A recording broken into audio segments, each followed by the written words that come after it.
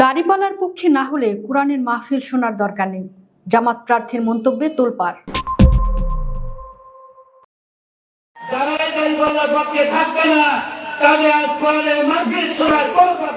সিরাজগঞ্জ ৬ আসনের জামাত মনোনীত প্রার্থী উপজেলা জামাতের আমির মিজানুর রহমান বলেছেন, যারা দাড়িপাল্লার পক্ষে থাকবে না তাদের কোরআনের মাহফিল শোনার কোনো দরকার নাই।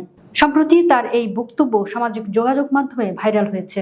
ভাইরাল হওয়া সেই ভিডিওতে জামাত প্রার্থীকে বলতে শোনা গেছে, যারা হাত তোলেন নাই তাদের বলবো মাহফিল শুনেন, কোরআনের কথা হবে। আর কোরআন চায় আল্লাহর আইনকে প্রতিষ্ঠা করার জন্য, তাই বলবো আসুন সবাই দাড়িপাল্লার পক্ষে থাকবো ইনশাল্লাহ। সম্প্রতি সিরাজগঞ্জের শাহজাদপুর উপজেলার কায়েমপুরে একটি মাহফিলে তিনি একথা বলেন। এর আগে গত ৮ জানুয়ারি হযরত ইব্রাহিম আলাইহিস সালাম কুরবানির সঙ্গে রাজনৈতিক কুরবানির তুলনা করে দেওয়া এক বক্তব্যকে কেন্দ্র করে তীব্র সমালোচনার মুখে পড়েছেন রংপুর মহানগর জামাতে ইসলামের আমির ও কাউনিয়া পীরগাছা আসনের প্রাথমিক মনোনীত প্রার্থী এটিএম আজম খান। তার একটি বক্তব্যের ভিডিও সামাজিক যোগাযোগ মাধ্যমে ছড়িয়ে পড়ার পর তা নিয়ে ব্যাপক আলোচনা ও বিরূপ প্রতিক্রিয়া দেখা দিয়েছে। রংপুরের পীরগাছা উপজেলার কদমতলা এলাকায় আয়োজিত এক মত বিনিময় সভায় ওই বক্তব্য দেন এটিএম আজম খান। সভায় ১১ দলীয় জোটের প্রার্থী ও জাতীয় নাগরিক পার্টির সদস্য সচিব আখতার হোসেনও উপস্থিত ছিলেন। সামাজিক যোগাযোগ মাধ্যমে ছড়িয়ে পড়া প্রায় ১ মিনিট ২৫ সেকেন্ডের ভিডিও ফুটেজে এটিএম আজম খানকেও বলতে শোনা যায়, ২৮ তারিখ সকাল ৬:৩০টায় কেন্দ্র থেকে মোবাইল করলো আমাকে, বলল, খান সাহেব আপনাকে তো কোরবানি দেওয়া হলো। তখন আমি বললাম, এই কোরবানি কি ইব্রাহিম আলাইহিস সালামের বেটা ইসমাইল আলাইহিস সালামের? তখন বললেন, হ্যাঁ, এর চেয়েও বড়। তিনি আরো বলেন, আমি বললাম এর ব্যাখ্যাটা বললে ভালো হইতো। তখন বলা হলো, ইব্রাহিম আলাইহিস সালাম আল্লাহর সন্তুষ্টির জন্য ইসমাইল আলাইহিস সালামকে কোরবানি করতে গিয়েছিলেন।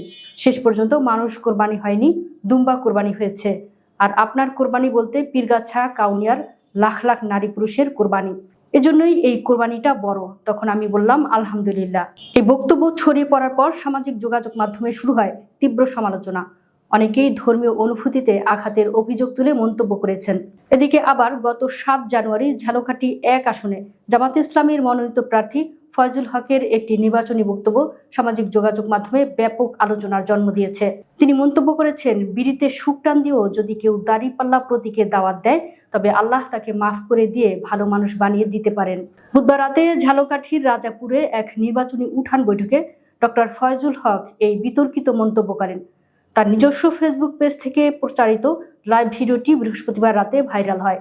বক্তব্যে ফয়জুল হক বলেন, বিড়ি যে দোকান থেকে খাবেন সেখানে গিয়ে বিড়ি ধরিয়ে একটা শুকটান দিয়ে বলবেন, দেশের অবস্থা দেখেছো, দাড়িপাল্লা ছাড়া তো আর কোনো মানুষ দেখি না।